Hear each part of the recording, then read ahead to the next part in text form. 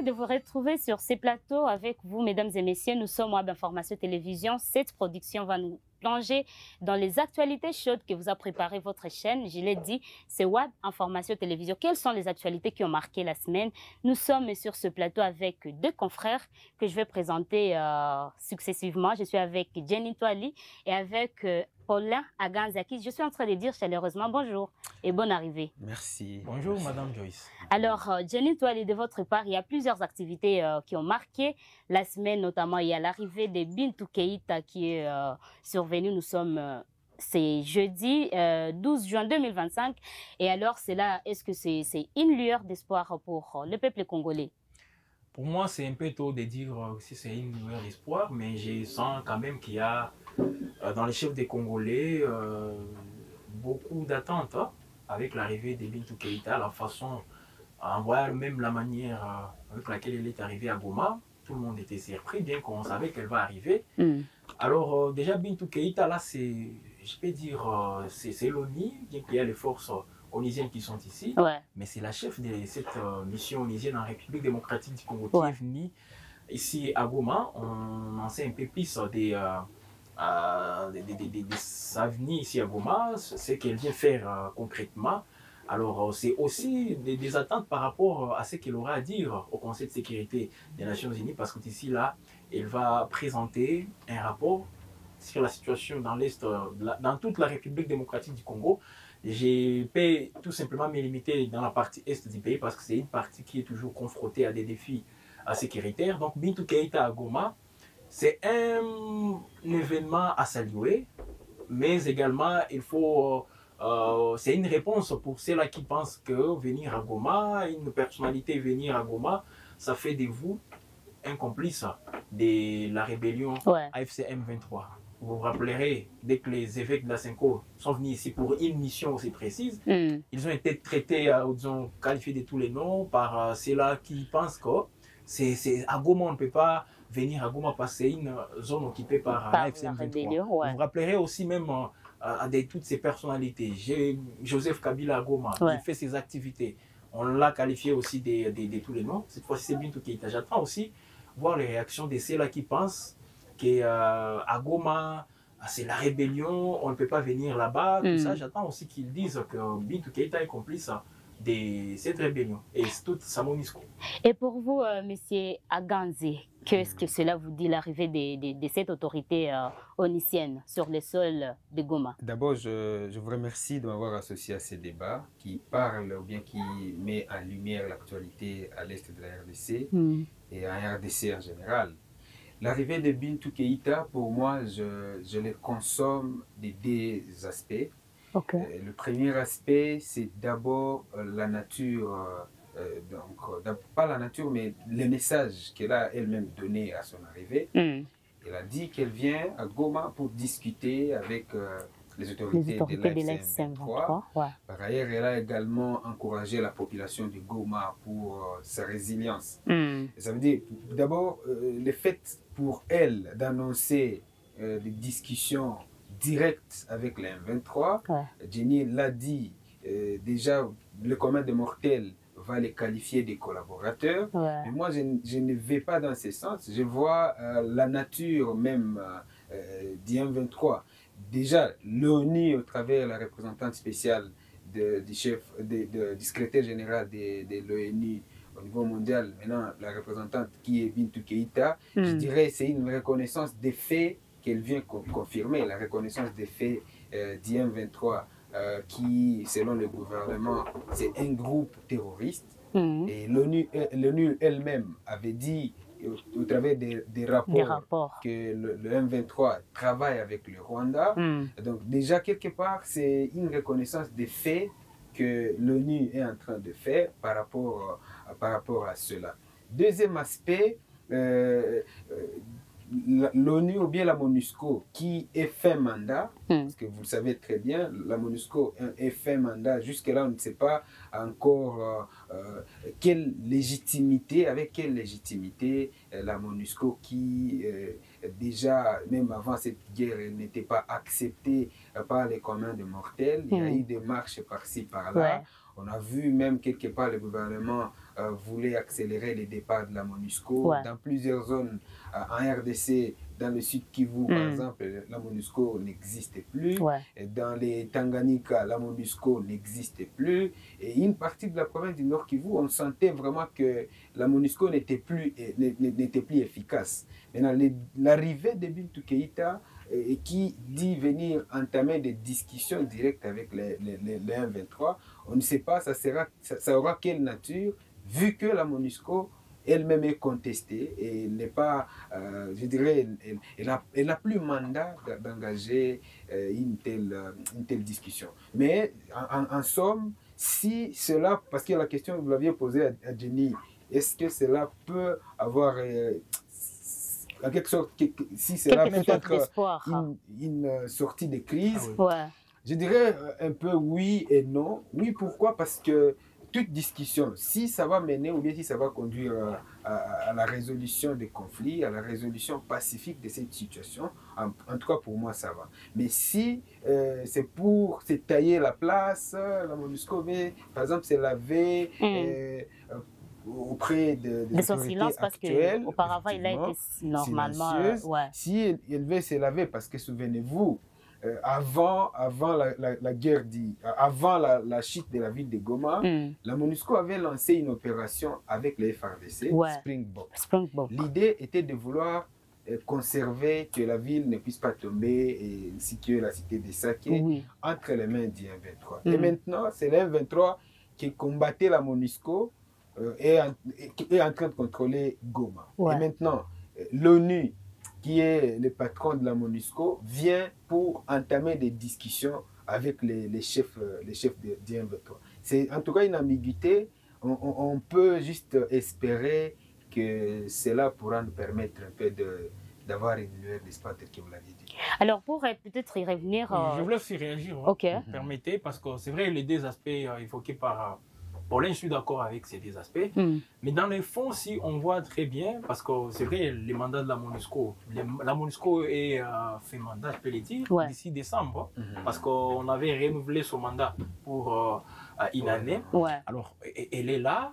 La présence, bien sûr, de Bintou Keïta, c'est aussi pour se rassurer que la MONUSCO pourra mener ses activités ici, dans une zone occupée par la rébellion. Mais déjà 4 mois. Ben oui, mais la MONUSCO elle-même ne sait pas quand est-ce que l'AFC M23 va quitter la ville de Goma, ou soit qu'elle sera l'issue, bien sûr, de cette crise. Alors, elle vient aussi pour se rassurer. C'est parmi tout de même ses missions, mais c'est vrai, il faut se rappeler, c'est Bintou Keïta qui avait présenté un rapport auprès du Conseil de sécurité des Nations Unies disant que l'AFC M23 est bien armé plus que même les FARDC et même les forces onusiennes, rappelez-vous. Oui, c'est sûr. Disant que, bien sûr, ils bénéficient aussi du soutien du Rwanda. Ça, ce sont les faits. Alors, justement, aujourd'hui, peut-être, nous tendons peut-être vers un mariage aussi, MONUSCO, AFC. Pourquoi? Parce que ce sont les autorités qui sont sur place. Et la MONUSCO, elle est censée aussi collaborer avec ces gens-là. D'une autre part, là où je suis d'accord avec Paulin, c'est en quelque sorte une reconnaissance. Aujourd'hui, les M23, les statuts là des terroristes est en train de changer. Parce que la MONUSCO venir et s'entretenir avec les autorités de l'AFC M23, ça veut dire... pas, il y a des actions quand même qui montrent que le peuple est terrorisé.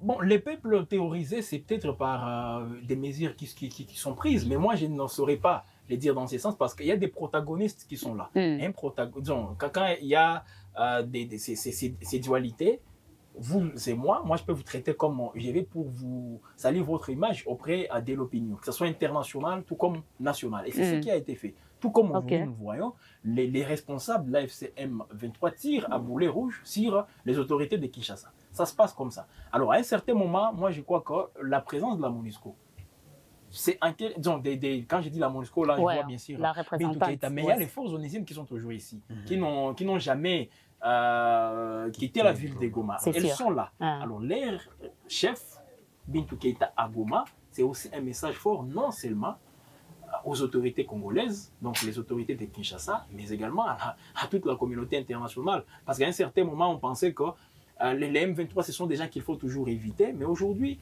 ils ont droit aussi ils bénéficient d'une place aussi importante sur la table des négociations. On les voit au niveau du Qatar, On les voit dans toutes les discussions qui sont menées, on est en train de les évoquer aussi. Alors la question, et je reviens toujours sur cette question, je les dirai toujours, pourquoi les faire maintenant? Qu'est-ce qu'on attendait tous ces jours? Donc on attendait tout simplement que Goma soit occupé. Peut-être que c'est le bon moment pour la communauté internationale d'agir. Bintou Keïta n'a jamais foulé ses pieds à Kiwanja sous occupation de la FCM23. Oui. Mais c'est quand Goma est occupé qu'elle vient maintenant à Goma. Quand Bukavu est occupé, les grandes agglomérations, on les voit venir maintenant. Alors est-ce que dans ce sens, on est en train de donner aujourd'hui? Peut-être elle va servir des facilitatrices. Des facilitatrices, est-ce que comme les processus sont quand même traînés. Bon, c'est l'ONI, nous savons tous l'ONI. Quelles sont les limites de l'ONI? Nous les savons tous. Alors, est-ce que c'est Bintou Keïta qui pèse plus que l'émir du Qatar? Est-ce que c'est Bintou Keïta qui pèse plus que même Donald Trump pour voir les discussions au niveau du... Sur ces plans, c'est sur le plan international. Oui, mais même c'est toujours international, même avec l'ONI. Je pense à mon niveau, un aspect peut-être que l'on n'a pas évoqué. Oui. Cette visite peut s'inscrire quelque part dans le cadre de l'Assemblée générale de l'ONU qui est prévue au mois de septembre. Ça veut dire, je peux me dire quelque part, je crois bien tout Keïta réside à Kinshasa, avant que je n'ai pas d'infos. J'étais en train de dire, quelque part, cette Assemblée générale pourra être, comme qui dirait, une caisse de résonance pour le gouvernement congolais, mais un espace de plaidoyer, encore une fois, surtout que ça va intervenir dans cette situation où plusieurs territoires sont occupés en violation de sa souveraineté internationale. Ça veut dire, quelque part, je dirais, Bintou Keïta, parce que j'ai parlé de la nature même de ces dialogues, Bintou Keïta pourra s'entretenir avec des couches de la population, pourra s'entretenir aussi, d'ailleurs à partir d'aujourd'hui, elle a commencé des discussions directes avec les autorités de l'AFC qui occupent actuellement la ville, pour ne pas les citer. Alors, je dirais, quelque part, elle veut s'imprégner de la situation pour avoir une vision claire et nette de la situation. Et non pas attendre les rapports... Les rapports venus de ses experts ou bien de ses collaborateurs qui, par exemple, ne peuvent pas être fiables, voyez-vous. Maintenant, lorsqu'elle-même arrive sur le terrain, lorsqu'elle-même palpe du doigt, soit les réalités, la misère de la population, elle saura peut-être quoi faire. Maintenant, ce qui cause le bas blesse, c'est au niveau de la neutralité de la MONUSCO. Voilà. La MONUSCO était neutre au départ, parce que on sentait, avant même que la situation ne dégénère, on sentait la MONUSCO rester dans sa mission de préserver les civils, comment est-ce qu'on dit? La protection, des civils. Merci, de protéger les civils. Maintenant que les choses ont évolué, on a senti la MONUSCO s'aligner du côté du gouvernement. Alors, on ne les prévoit pas, ou bien on ne les prédit pas, mais Jenny vient de le dire, peut-être demain ou après-demain, ne seront pas surpris de dire ou bien de trouver que la MONUSCO s'est alignée du côté des autorités qui occupent actuellement la ville. C'est ça, en fait, le dynamisme auquel nous devons nous attendre. Ça peut être quand même un scandale, hein? C'est pas un scandale, en fait, la politique c'est comme ça et les jeux des relations internationales c'est toujours comme ça, c'est toujours dynamique. Alors, pour mais moi, permettez, parce que c'est un sujet aussi très important. Moi, je n'attends pas à ce qu'il y ait des résolutions beaucoup plus efficaces de cette Assemblée générale des Nations Unies. Parce que ce n'est pas là où les décisions, d'ailleurs, les résolutions ne sont pas prises à ce niveau, c'est au niveau du Conseil de sécurité des Nations Unies. Mais l'ONU, la RDC, je crois, est membre. Mais la collaboration, la RDC est membre non permanent. Ce n'est pas pour cet exercice. Moi, je pense que cette collaboration peut créer une proximité qui peut accélérer. Bon, c'est vrai. Ou soit qui peut quand même influencer positivement les processus. Nous voilons la face. C'est aberrant d'attendre grand-chose de cette Assemblée générale des Nations Unies. Ok, pourquoi? Parce que c'est devenu en tout cas un exercice normal. Oui, chaque septembre, on se retrouve là-bas pour discuter, mais il n'y a pas grand-chose. Depuis, récemment, nous venons de fêter un anniversaire, je peux dire, malheureux, de l'occupation des Bunagana, 3 ans déjà. Mais il y a toujours des assemblées générales qui se tiennent. Il n'y a pas grand-chose toujours. Alors, même au niveau du Conseil de sécurité, c'est vrai, il y a une particularité. Là, je suis d'accord avec Paulin parce que ça va se tenir au moment où Goma et des grandes agglomérations, Goma et Bukavu, donc le conflit a pris une autre dimension, sont occupés. Mais vous pensez qu'il y aura grand-chose? Toutes ces résolutions qui sont toujours, qui souffrent de l'applicabilité. Pensez-vous qu'on va encore mettre en place une autre résolution et au moment où on a des résolutions qui souffrent toujours. Donc, à un certain moment, qu'on applique une diplomatie, là, c'est aux autorités de Kinshasa. Une diplomatie beaucoup plus efficace et non pas c'est taper la poitrine disant que nous venons d'obtenir un siège au niveau du Conseil de sécurité comme membre non permanent, disant que les Rwandais, on demande au Rwanda de retirer ses troupes. Ça, à un certain moment, il n'y a pas de résultat avec tout ça. Donc, il faut être précis vis-à-vis de ces peuples qui est en train de payer toujours les lourds tributs de ce conflit. Alors, M. Djanine, l'actualité avance et nous n'allons pas rester sur l'arrivée de Bintou Keïta quand même. On peut essayer aussi de parler de polémiques autour de la sortie médiatique de Jean-Pierre Bemba quand même. Il y a tant de voix qui se sont levées. Alors, j'aimerais quand même vous écouter. Que dire de ces polémiques? Est-ce que ça vaut la peine ou soit il y a quelque chose qui serait caché derrière? Bon, c'est la politique à la congolaise. Hein? Parce que on joue toujours avec l'opinion. Okay. Et il y a une fibre qu'on est entré, sur laquelle on est entré beaucoup plus de s'attacher. Et là, quand j'ai vu les vice-premiers ministres, Jean-Pierre Bemba, qui jusque-là, les Congolais attendent beaucoup de lui, mais là où on l'attend beaucoup plus, il est toujours absent. Et là où on ne l'attend pas... Moi, je pense, pour ne pas vous prendre la parole, moi, je pense que le ministre ne nous est pas rédévable. Mais peut-être la présidence, parce que lui, c'est juste une fonction qu'il exerce. Bon, mais oui, et il y a quelqu'un de plus à qui on peut attendre quelque chose. Alors pourquoi faire des sorties médiatiques et parler des sujets sur lesquels on n'attend pas beaucoup plus? Parce que comme c'est la présidence, le président de la République a sa porte-parole. Ouais, c'est sûr. Dans cette réflexion, donc, on peut réserver cette primaire à la présidence et la porte-parole du président de la République. Mais Bemba, c'est aussi une autorité. En termes de rédévabilité, parce qu'on a un gouvernement, il est responsable, le gouvernement est responsable au niveau du Parlement. Et le Parlement, c'est la représentation nationale. Donc, directement ou indirectement, Bemba a quand même des comptes à rendre à cette population. Alors, Bemba, il est venu encore une fois avec ses affirmations dont il est le seul à détenir les preuves.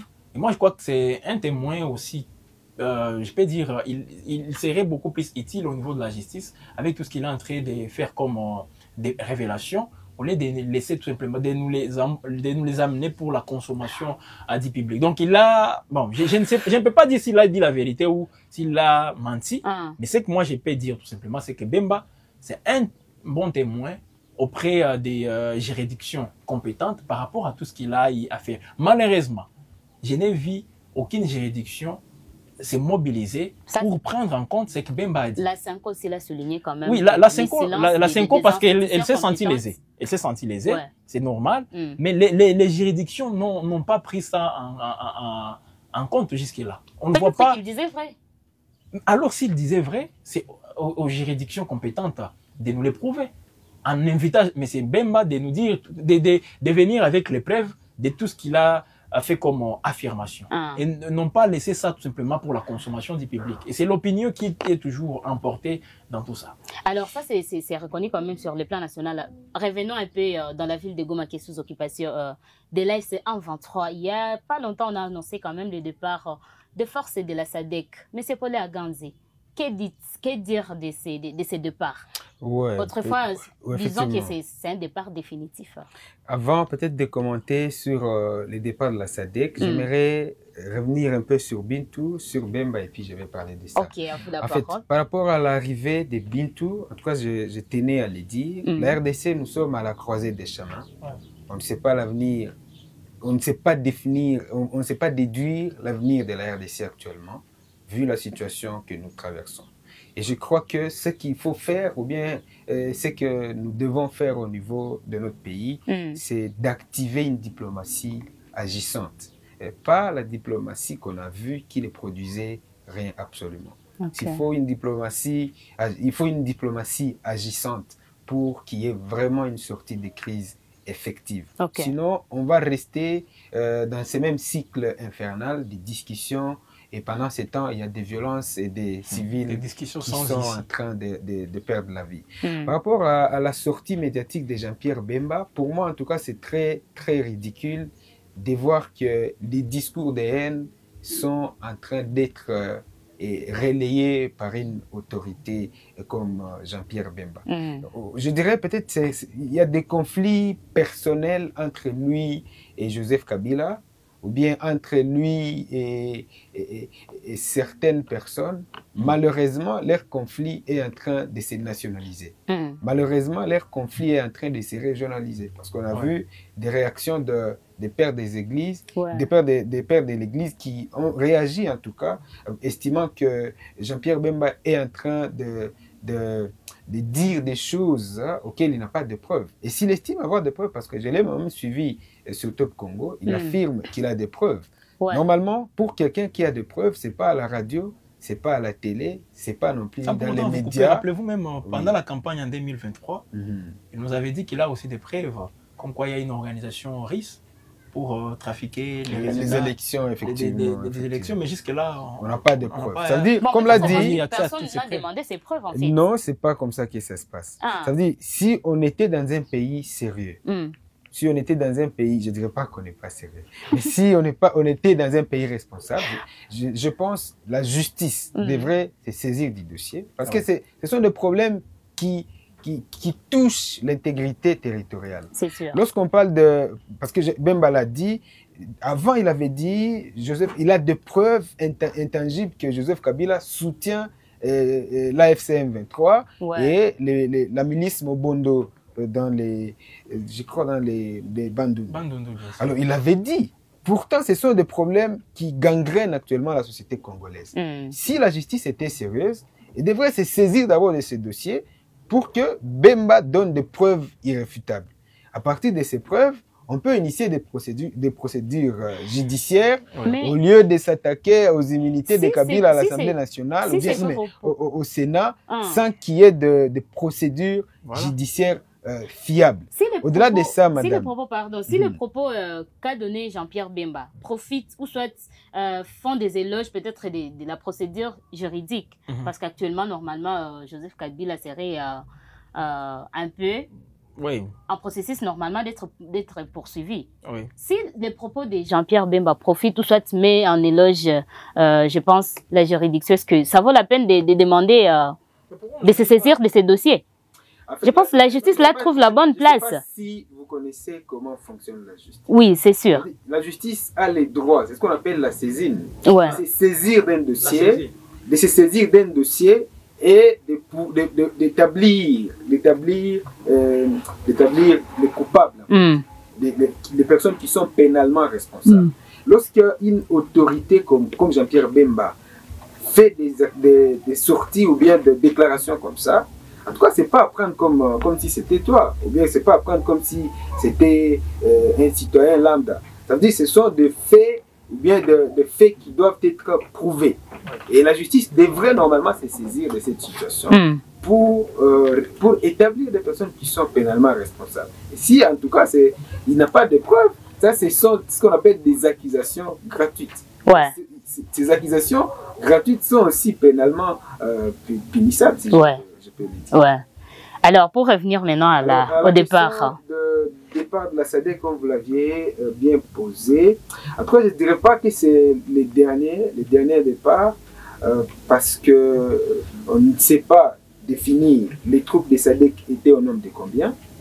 Si au départ, c'est déjà une erreur. Si elle est arrivée, il y avait entré les troupes de la SADC sans pour autant... Le problème en est qu'il n'y a pas eu des remises reprises en fait, avec l'organe qui est en train normalement de faciliter ces départs. Ça veut dire, là où le bas blesse en premier lieu, c'est d'abord le nombre. Ils étaient combien qui sont venus à Goma? Ce ne sera pas la première fois qu'on apprend que les troupes de la SADC sont en train de quitter Goma. Mais je pense... Si on connaissait qu'ils étaient au nombre de 500, les médias, nous sommes là, on voit 500 personnes partir. Mais au niveau actuel, comme nous sommes à Goma... Ils sont tous partis. Maintenant, ce ne sera pas la première fois. On les attend partir, on les voit partir, mais on ne sait pas, ils étaient combien à leur arrivée, combien sont déjà partis, combien sont restés. Quand il n'y a pas de communication au niveau du gouvernement congolais, que pouvez-vous attendre? Quand même, je pense que c'est à notre gouvernement de nous donner ce genre de rapports. Comme c'est le gouvernement qui nous a annoncé quand même leur arrivée et leur mission en République démocratique du Congo. Voilà, à qui revient la faute? Moi, je pense les déchiffrements, dire remise, reprise, ils sont venus avec quel matériel, comment ils sont partis, y a-t-il des morts pour que le Congo, par exemple, soit redevable, soit qu'il y ait des pénalités à l'égard de ces troupes? C'est mal aujourd'hui à dire si c'est les derniers lots ou bien des troupes de la SADC qui quittent la RDC parce qu'ils n'ont pas une idée sur le nombre exact, les matériels avec lesquels ils... Alors, qu'est-ce que lui pense de ces départs soi-disant définitifs? En fait, c'est ce que j'étais en train de vouloir dire. Je ne dirais pas que c'est les départs définitifs. Oui. Ok. Parce qu'on ne connaît pas les nombres. Ça, c'est vrai. Ce que je peux dire, d'abord, la mission de la SADC, aussi, pour commenter sur leur départ, il fallait commencer par leur arrivée. Qu'est-ce qu'ils sont venus faire? Ils sont venus combattre. Combattre aux côtés des FARDC. Ouais. Pendant ce temps, les FARDC ne sont plus à Goma. Alors la SADC, qu'est-ce qui va rester en train de faire à Goma pendant que leurs partenaires ne sont plus à Goma? Ça veut dire que c'est logique que ces derniers puissent quitter Goma. Okay. Parce qu'ils sont venus appuyer les FARDC. Alors les FARDC ne sont plus là officiellement. Je ne dirais pas qu'ils sont là parce qu'on voit des patrouilles par-ci par-là. Ouais. Dans les patrouilles, on nous présente certains éléments FARDC qui ont été capturés. Ça veut dire officiellement, il n'y a plus de FARDC. Alors, s'ils doivent partir, la grande question que d'aucuns se posent, c'est d'où est-ce qu'ils partiront? D'où est-ce qu'ils partiront? Voilà. Les gens estiment que passer par Rwanda n'est pas bon. Je ne sais pas, est-ce qu'ils vont passer par où? Pourtant, il ne reste que Rwanda comme seule voie. Ils sont venus, ils sont passés par le Rwanda. En tout cas, pas toutes les troupes, parce que je me rappelle avant la guerre, il y a les Malawites qui sont passés par l'aéroport international. Ouais. Les Tanzaniens ouais, sont venus et ils sont passés par le Rwanda. Certains de leur matériel. Donc, s'il faut rentrer, ils rentreront par le Rwanda. Ils rentreront par le Rwanda parce que c'est les seuls canaux ou bien les seuls chemins qui est encore ouvrable, qui permet encore de quitter Goma officiellement et de prendre l'avion pour regagner leur pays d'origine. Autour de la justice, ça se pose quand même, il y a aussi à boire et à manger autour de la question des Mutamba, qui normalement, après la levée de ses immunités par l'Assemblée nationale, quand même il y a eu des séries ou des séances avec les procureurs généraux dans son cabinet. Tant d'heures ont été passées avec le procureur général et aujourd'hui, ça s'est dit qu'il y a un bras de fer entre les deux personnalités parce que tous chapeautent quand même des institutions à ne pas négliger sur le plan international et pour la sauvegarde normalement de la réputation de notre pays, la République démocratique du Congo. Que dire de ces bras de fer? Bon, rappelez-vous, au départ, il y a je dirais un slogan, je vais l'appeler comme ça. Il y a une phrase sortie de la bouche du président de la République. La justice congolaise est malade.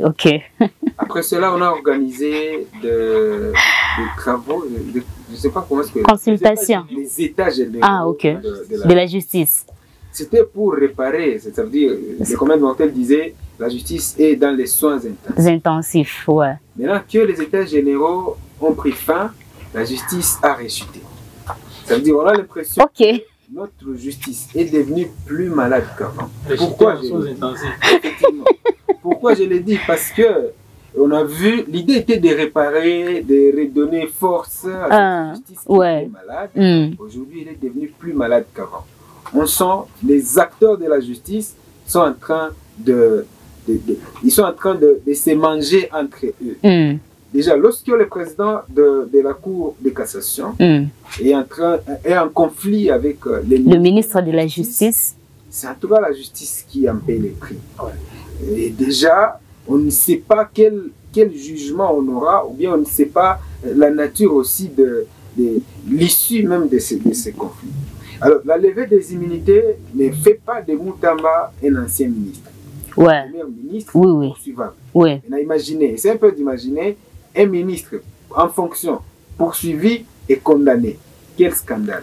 Donc ça sera un peu grave et scandaleux pour moi et ce que je suis en train de me dire. Aussi au-delà de ça, j'étais en train de lire dans les réseaux sociaux des gens dire Mutamba à son arrivée s'était montré comme quelqu'un qui va faire face à la corruption. Et et on l'a piégé. On l'aurait piégé selon ce que les gens disent dans les réseaux sociaux. Maintenant, imaginez Moutamba qui s'était donné à arrêter des Koulouna ainsi que d'autres personnes qui ont été arrêtées sous son règne à ce ministère de la Justice. Et attention, peine de mort. Et amené à Makala, où toutes ces personnes sont incarcérées. Imaginez ces détenus, comment est-ce qu'ils vont les traiter.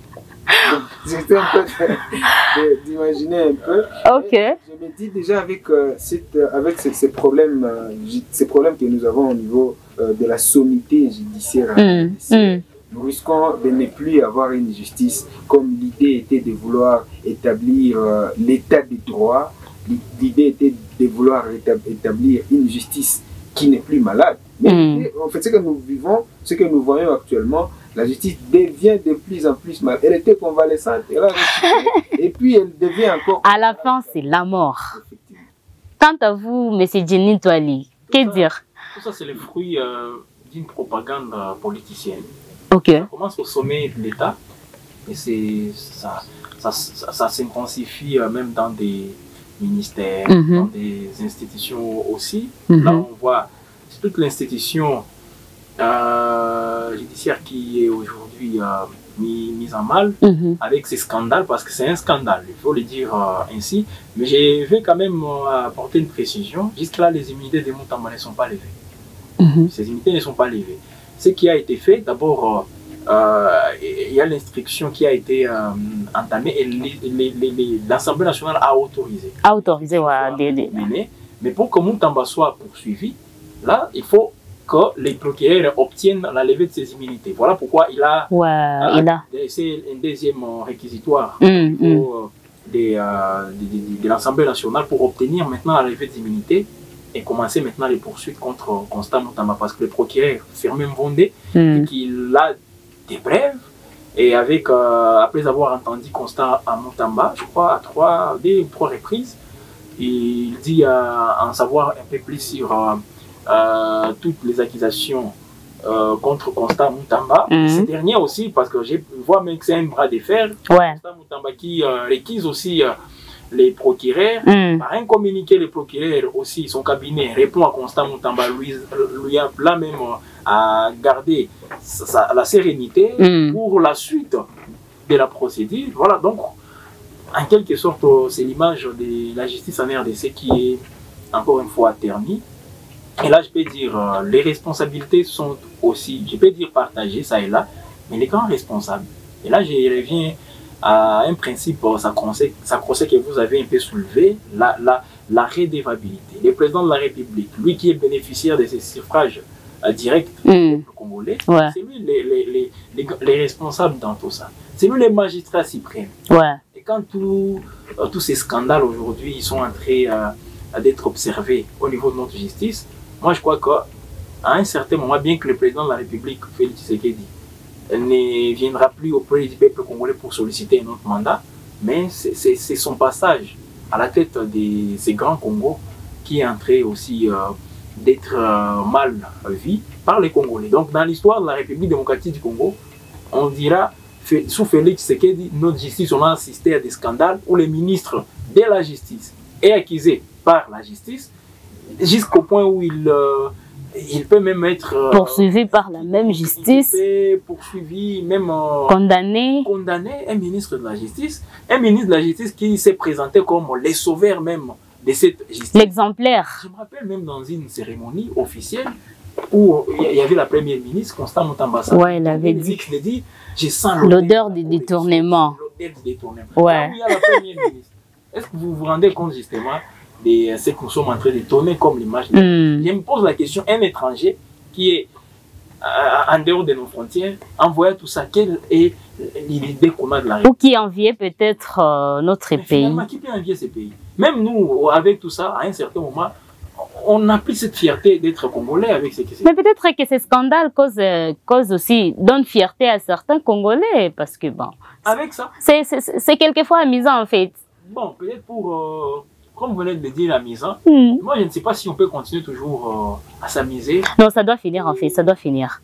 Parce que là, c'est aussi l'avenir de ces pays qui est mise en danger. Ouais. Il faut le dire ainsi. Mesdames et messieurs, chers téléspectateurs, nous sommes presque à la fin de notre production. Les actualités chaudes de WAB Information Télévision, ça s'est discuté sur ce plateau. Vous le savez déjà, il y a plusieurs sujets qui tournent. Plusieurs sujets qui intéressent la population, pas seulement des Goma, de la République démocratique du Congo et à l'international. Et c'est par ces dernières phrases que nous sommes en train de dire merci à Jenny Twali pour sa participation et sa contribution pour cette production. Merci à vous de nous avoir associés à cet espace, bien sûr, d'échange entre journalistes. Merci aux nombreux téléspectateurs qui nous ont regardés sur WAB Info. Paulin Aganze. Nous sommes en train de vous dire merci d'avoir répondu présent pour cette invitation, mais aussi pour votre contribution à cette production. Merci à vous d'abord, Madame Joyce. Merci aussi à toute l'équipe de WAB Info. Comme je l'ai dit, mon souhait est que la paix revienne à RDC. Que la paix revienne en République démocratique du Congo, c'est le souhait le plus ardent de Paulin Aganze à la fin de cette production. Et donc, chers téléspectateurs, nous sommes en train de vous dire merci aussi pour l'attention. N'hésitez pas surtout à vous abonner, à liker, à partager nos productions et à nous laisser vos commentaires pour nous améliorer dans nos prochaines productions. Merci et portez-vous bien.